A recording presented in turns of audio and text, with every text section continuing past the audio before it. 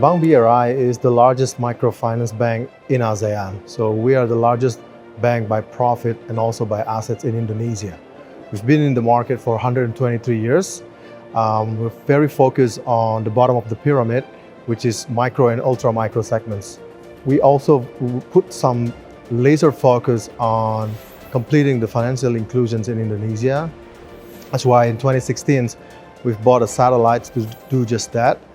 We target complete the whole financial inclusions will be in 2020, which is 84% by target. The industry has been changed so far in Indonesia.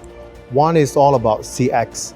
So customer experience has become a product of itself in Indonesia because the consumerizations of user experience being made by, for example, by the taxis in online, by the e-commerce, everyone in Indonesia has already been using those products. So if banking cannot catch up with the customer experience better than that, then everyone will leave the online product or digital products by banks. So that's the first one. The second part, of course, is to understand the customer better by using the big data that we've already owned. For Bank BRI, because we focus on the bottom of the pyramid, so it's all about how do we get the bigger volumes with lower costs. So the only way to do that is by using high technology. Us, in giving lending to the bottom of the pyramid, which is ultra micro and micro customers, we must be able to do that in a safer process, faster process, but also cheaper price. How do we do it? We do it with technology, I think. So that's why we launched Pinang about a few months ago, and we hopefully able to tap into that market precisely, bigger volumes with lower costs, I think. So that's the bottom line of our transformations in digitals by Bank BRI. It's all about the customer experience, and the integrations need to be seamless.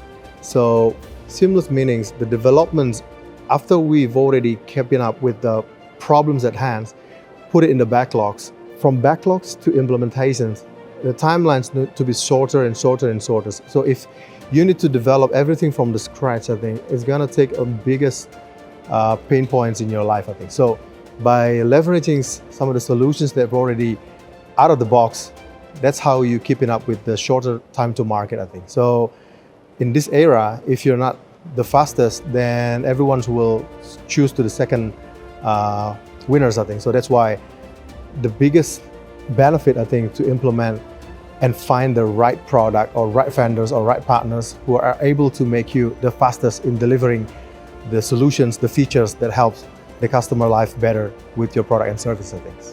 Pinang is the product of digital lending. We are the first bank that given the license by the regulators in Indonesia to provide digital loans for ultra micros and micro customers in Indonesia.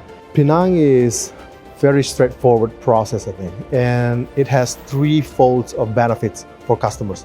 One is the faster process, which is less than 10 minutes. You can get the money disbursed to your bank account, and the cheaper price of interest rates in the market, but also that's the safest process in the market because many of the peer-to-peer fintech coming into Indonesia, but many of them has already been closed by the regulators because it's not safe, higher prices, and sometimes the process is taking too long as well. So we came up to solve these problems by launching that product a few months ago, and the product sells really well, and hopefully we're able to tap into the bottom of the pyramid much faster and bigger volume this year. So we are a very huge corporate, right?